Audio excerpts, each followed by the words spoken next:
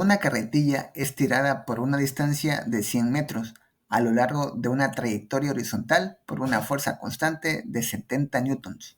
El tirador de la carretilla se mantiene en un ángulo de 35 grados sobre la horizontal. Determine el trabajo efectuado por la fuerza. El trabajo es igual al producto punto del vector fuerza por el vector desplazamiento. Conocemos la magnitud de la fuerza y también del desplazamiento. A su vez, conocemos el ángulo que hay entre ellos. Por lo tanto, procedemos a sustituir en la fórmula. Hacemos los cálculos y obtenemos el resultado de 5734.06 joules.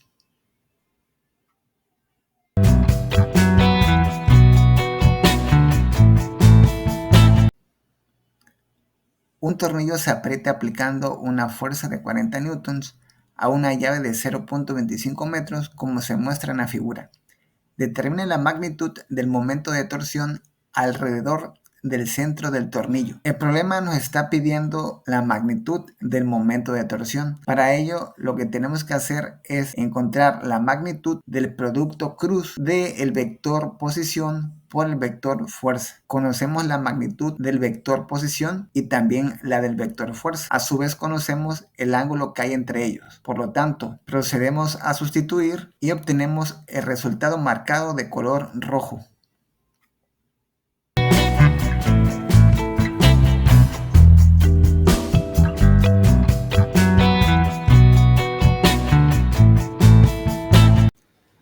Hallar un conjunto de ecuaciones paramétricas para representar la ecuación y igual a 1 menos x cuadrada, usando cada uno de los parámetros siguientes.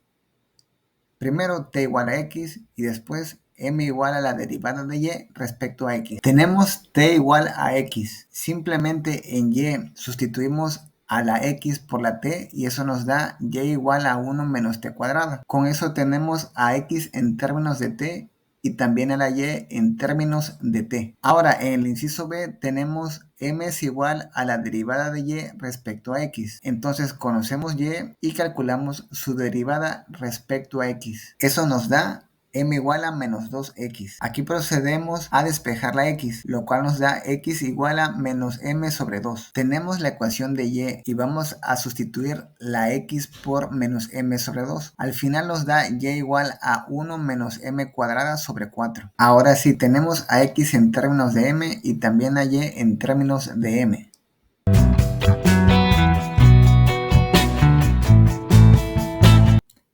Encontrar la longitud de la circunferencia descrita por las ecuaciones x igual a coseno de t y y igual a seno de t en el intervalo cerrado de 0 a 2pi. Sabemos que las expresiones x igual a coseno de t y y igual a seno de t en el intervalo de 0 a 2pi nos describen una circunferencia con radio igual a la unidad. Procedemos a hacer lo siguiente. Calculamos la derivada de x respecto a t y también la derivada de y respecto a t. Aplicamos la fórmula de la longitud de la curva como se ve en pantalla. Sustituimos los valores y tenemos como resultado 2pi. Entonces la longitud de la circunferencia con radio igual a la unidad es 2pi.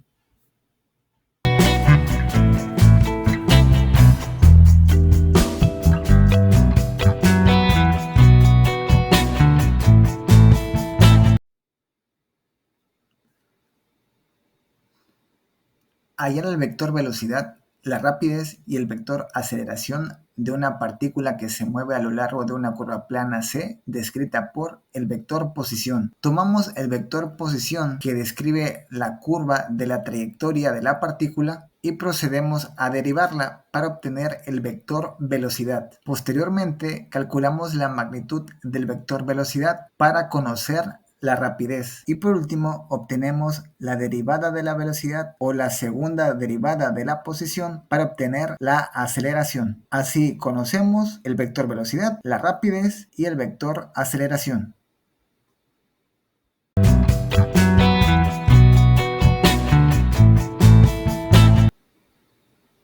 El vector posición para el proyectil mostrado en la figura está dado por el vector posición r.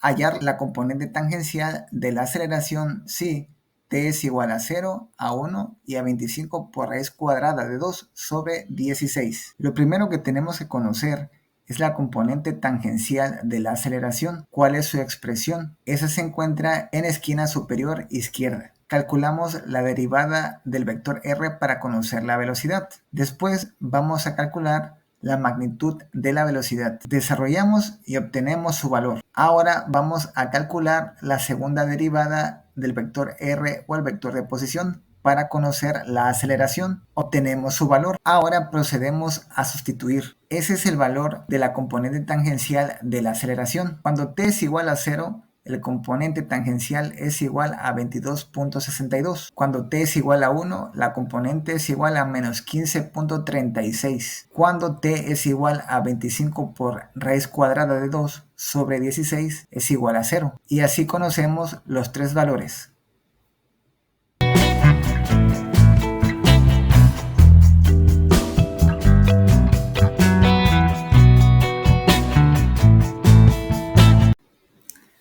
La presión P en kilopascales, volumen B en litros y temperatura T en grados Kelvin de un mol de un gas ideal se relacionan por la ecuación PV igual a 8.31 T.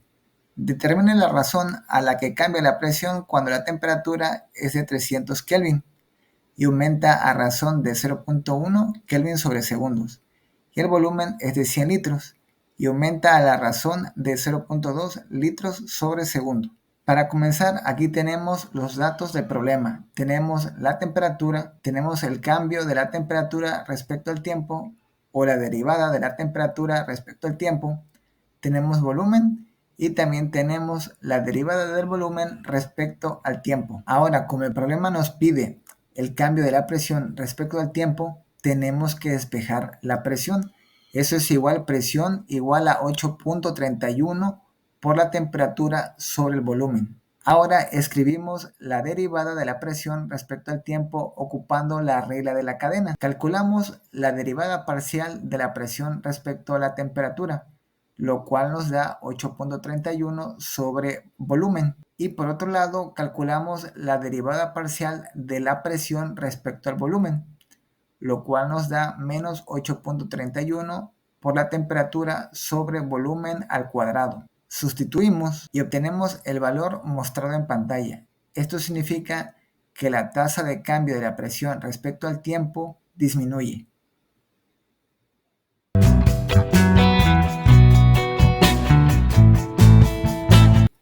La temperatura en grados Celsius en la superficie de una placa metálica es la expresión mostrada en pantalla, donde X y Y se miden en centímetros.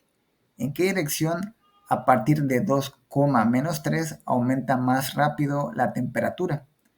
¿Cuál es la tasa o ritmo de crecimiento? Bueno, ya que conocemos la expresión que describe la temperatura, procedemos a calcular su gradiente para ver en qué dirección se da el cambio más rápido. Entonces calculamos el gradiente. Ahora sustituimos x por 2 y y por menos 3. Eso nos da el vector menos 16, vector y, más 6, vector j. Ahora lo que tenemos que calcular es la magnitud del gradiente en 2,-3 para saber la tasa de crecimiento. Entonces el vector menos 16, vector y, más 6, vector j nos indican la dirección del máximo aumento de la temperatura. Y el 17.088 grados por centímetro, esa es la tasa de crecimiento.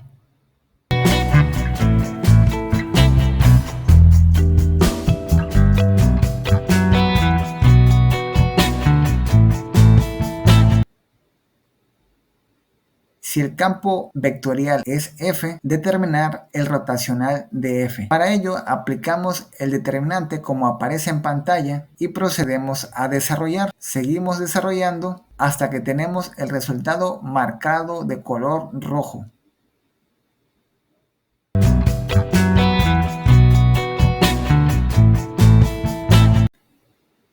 Evaluar la integral iterada triple. Para este tipo de integrales, lo que tenemos que hacer es ir resolviendo las integrales que están más en el interior. Para este caso, primero desarrollamos la integral de z, luego desarrollamos la integral de y por último tenemos que desarrollar la integral de x. Aquí mencionar que la integral x cúbica e a la x de x se tiene que resolver por partes. Entonces a esta integral le voy a llamar 1. Aplico la integración por partes y obtengo el resultado mostrado en pantalla. A su vez, la integral x cuadrada e a la x de x se tiene que resolver por partes. A eso le llamaré 2. Aplico la fórmula y obtengo ese resultado. A su vez, la integral de x e a la x de x se tiene que resolver por partes. A eso le llamo 3. Aplico la integral por partes y obtengo finalmente ese resultado. Ahora lo que tengo que hacer es sustituir 3 en 2 y 2 en 1. Obtengo ese valor. Ahora sí, regreso a mi integral original y procedo a sustituir. Al final obtengo el valor de 65.7973. Ese es mi resultado final.